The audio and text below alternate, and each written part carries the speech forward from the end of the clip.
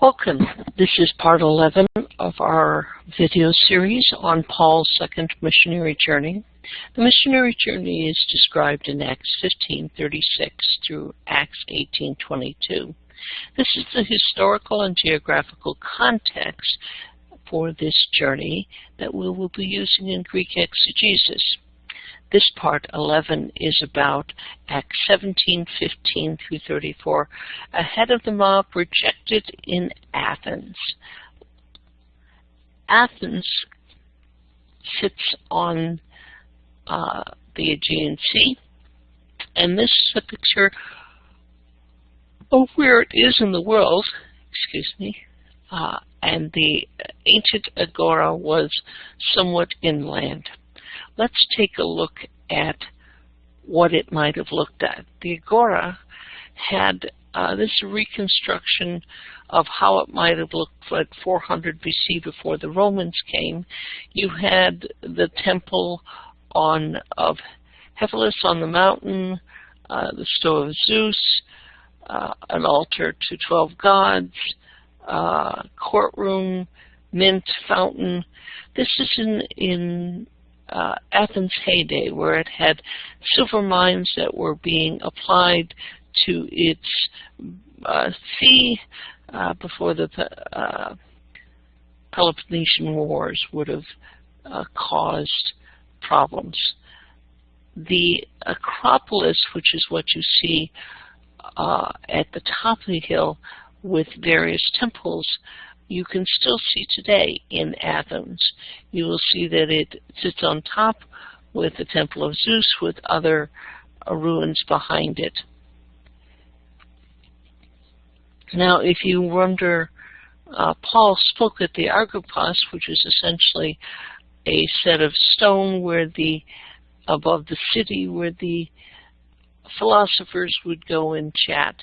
This is perhaps a good place to catch a set of breezes, but the philosophers that might have been debated were probably the Epicureans, as the text says in Greek, Epikoureos, or the Stoics, Stoikos. There were two key philosophers who set out this type of philosophies either in Zeno's case in the heyday of Greek society, or Epicurus slightly later. What would the Stoics like to speak on? Their focus was designing what it means to live a meaningful and virtuous life. The self-sufficient to tarachia was self-sufficiency. They wanted freedom so moral faculties could operate. It was said that slaves had no morals. That's why Christian slaves having morals was such a support. The slaves were captured. They would probably do anything to survive in the environment, and so they had morals which were questionable in what they would do or be forced to do by their masters, or what they might do to work out their freedom, or just there was no moral requirement. That might have been the writings are written by people who were not slaves, so this may have been a prejudiced viewpoint. The Stoics also wanted apathy, which is to be undisturbed or unmoved by violent natures or movements of the lower nature. This is emotions, desires, and inclinations. This doesn't mean you don't care. It just means you are undisturbed or unmoved. The topics in their literature say that one should put no value on things not under one's control. Things under one's control are their desire or their moral.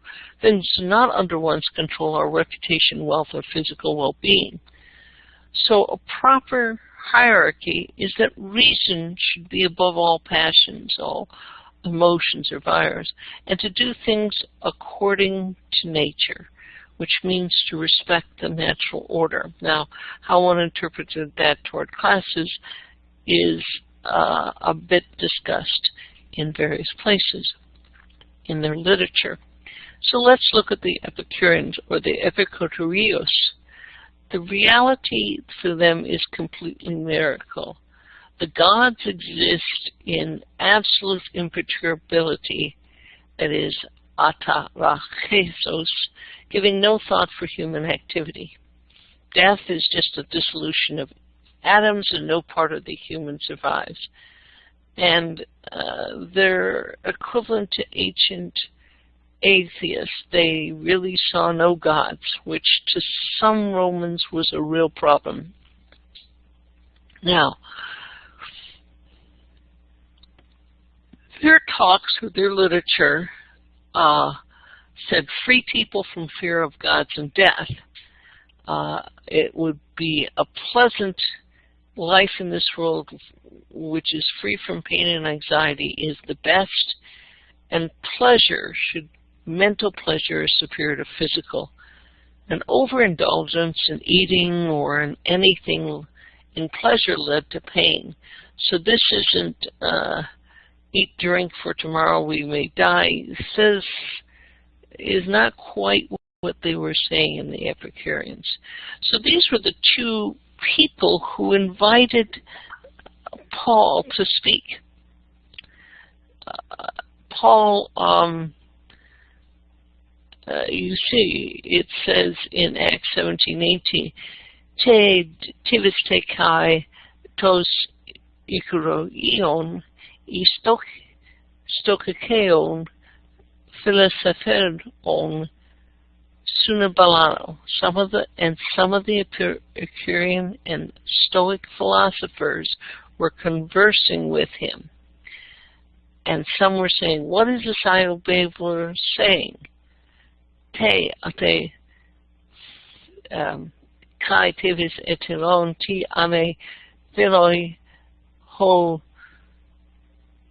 supermuth logos utos legedin oide segos diamonen doke kaya agus ion.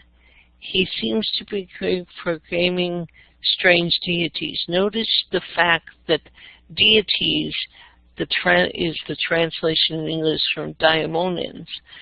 This is the commonality we covered in the discussion of Acts 15, where Paul cast out the girl's divination.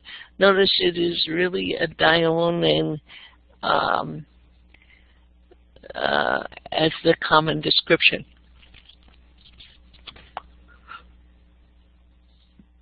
So if we go on to Acts 17, to 19 and 20, they took him along and brought him to the Areopagus. May we know this new teaching which you are proclaiming. You know, are we able to know? We are able to know this new teaching that you are leomenen, proclaiming, but not so much proclaiming as speaking or saying. For you say strange things to our ears. So we want to know. The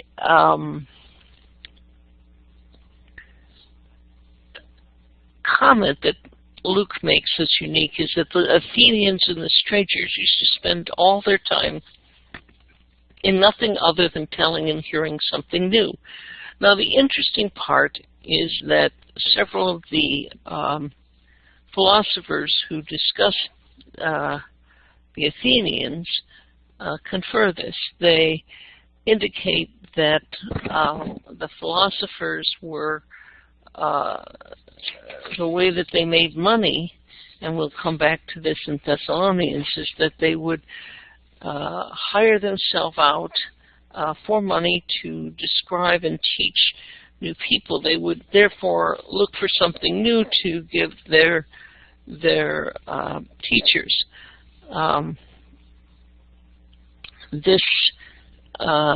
And teachers would always look for something new to tickle their ears or to have something new. So the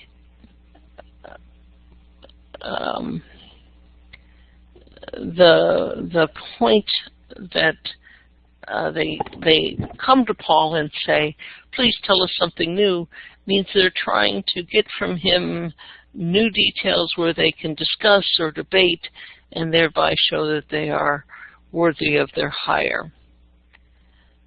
Now, when Paul finishes with his speech, it is interesting to note the Epicureans and the Stoics. Notice the Stoics would have sneered at the resurrection of the dead.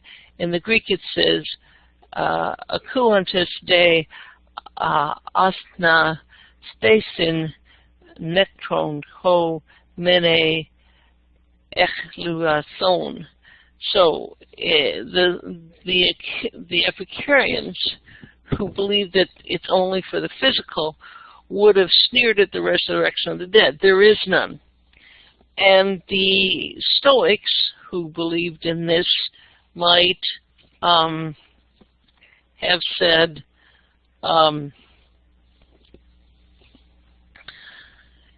here is